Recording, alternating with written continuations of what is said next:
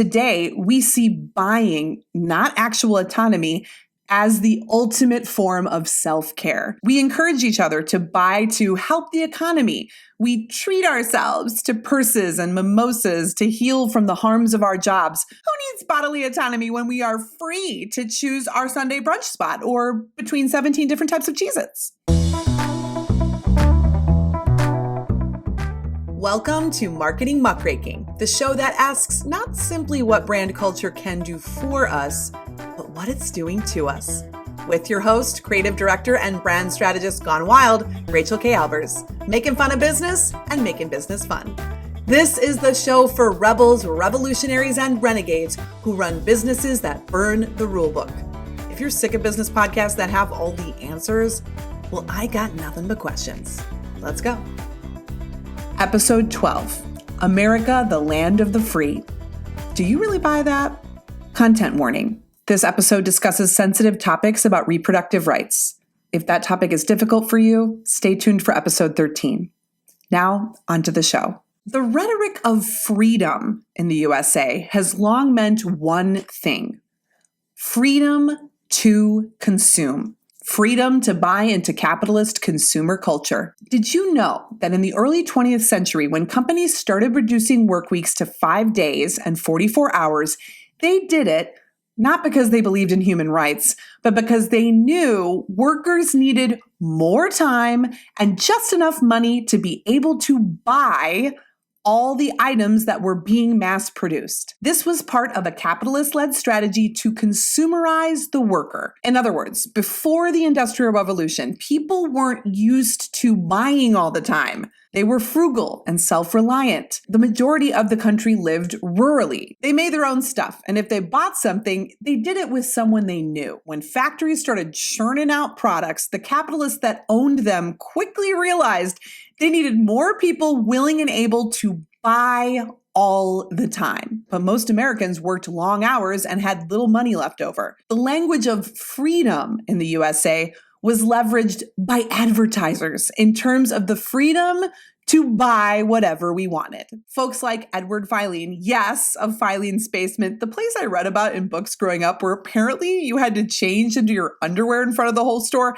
This gave me nightmares, at least it was the lore. Worked with advertisers to create campaigns that made people more comfortable with buying, framing this as their way of participating in a free country. In his defense of the shorter work week and higher wages, Filene said, "Modern workmen have learned their habits of consumption and their habits of spending, thrift, in the school of fatigue, in a time when high prices and relatively low wages have made it necessary to spend all of the energies of the body and mind in providing food, clothing, and shelter. We have no right to be overcritical of the way they spend a new freedom or a new prosperity until they have had as long a training in the school of freedom." Today, we have a romantic view of how these rights were won by workers. We want to believe that workers have been liberated solely through activism, and that is a big part of it. But these legal wins were also wins for capitalism. When people are tired and broke, they don't have enough energy or means to buy the widgets that make capitalists rich. So the reduced workday and things like employee benefits were used to get our collective buy-in to consumer culture. We needed just enough leisure time to spend our money. Freedom has been a sales pitch for America since the Founding Fathers used it to sell the Constitution, despite the origins of this country only affording freedom to rich, landowning white men. In the first chapter of the book I'm writing, I originally referred to the Founding Fathers as little more than glorified copywriters. They were selling a vision of results they knew they couldn't deliver to all Americans. My book development editor suggested I might ease off and give the Founding Fathers a bit more credit.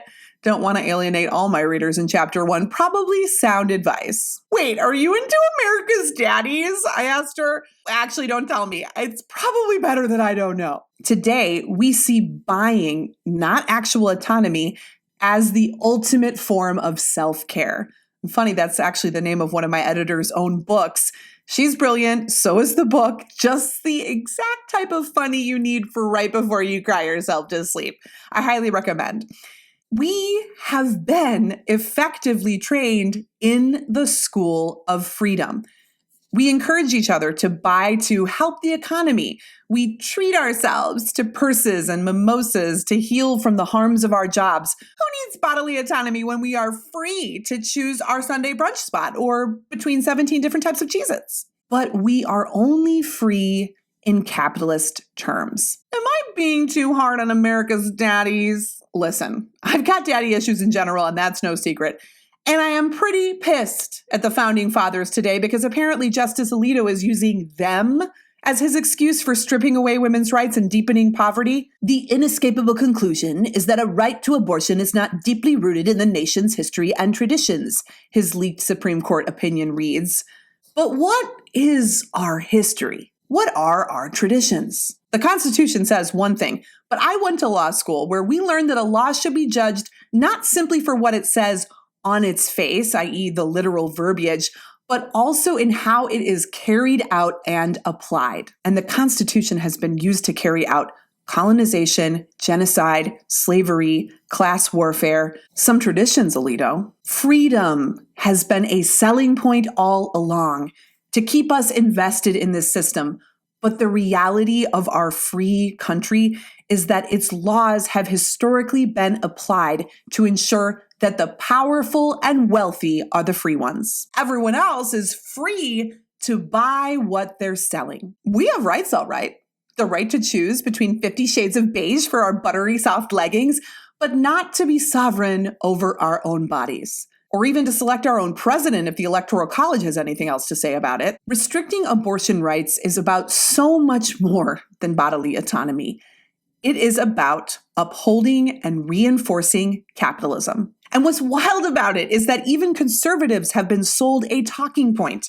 They think that they're enshrining family values as God intended, but the nuclear family as we know it has a specific purpose within this system. 1, romanticize the unpaid labor of women raising children and keeping a home as their God-given duty so they can be their breadwinner's helpmeet and keep them as productive as possible. In this framework, only one type of work is valuable. The other type of work is duty, and thus society has no obligation to financially provide childcare support to families. 2, reinforce patriarchal forms of authority. The man is the head of the household. The woman serves and submits to him, and she teaches their children to value and obey the productive parent more than the caretaking parent. A woman's role in the traditional family is to teach kids who's boss, so they can one day enter the workforce and obey their boss as mom obeyed dad. Historically, relegating women to the home also kept them from organizing, working, and interfering with public life, shaping policies and work cultures towards equity. 3, maintain the divide between the rich and the poor. The powerful and wealthy have always had and will continue to have access to abortion. Today, 75% of people seeking abortions are low income or live below the poverty line. Restricting abortion means the poor will stay poor, the rich will stay rich, and workers will only have enough time, money, or energy to continue buying back into the system, feeding the economy but barely feeding themselves with nothing left to organize and fight for their autonomy. It's a feature, not a glitch.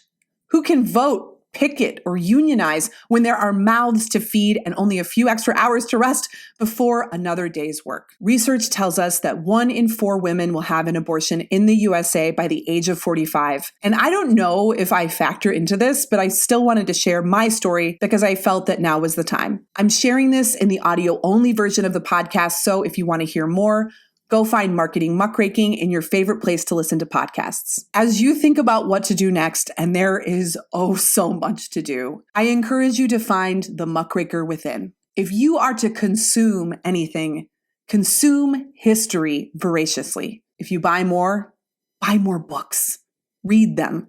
Share them, learn the history and traditions of this country as Alito urges in his opinion. If you believe the founding fathers were more than glorified copywriters, if you believe they did envision a nation of freedom and justice for all, then you know that this decision dishonors them. Time to make it right. If you, like me, are a cynic and feel that the Constitution was merely a grift to fuel a free market where capitalists run free and the rest of us have no choice but to buy in, then you know it's time to divest from the lies of capitalism and fight for something much better than this. Either way, it's time to fight, not to keep buying in. Who's with me? If you want more marketing muckraking and brand strategy gone wild, I invite you to subscribe to this show. And if you enjoyed it, leave me a review. That really helps me out. If you hated it, please send it to your enemies. They sound like good people. You can go to rachelkalbers.com/subscribe to get these updates in your inbox. And because this show is self-sponsored, if you wanted to support my work, you can go to buymearobe.com. That's where the magic happens. In the meantime, remember, it's not the age of the niche, it's the age of the wildcard bitch. See you on the internet.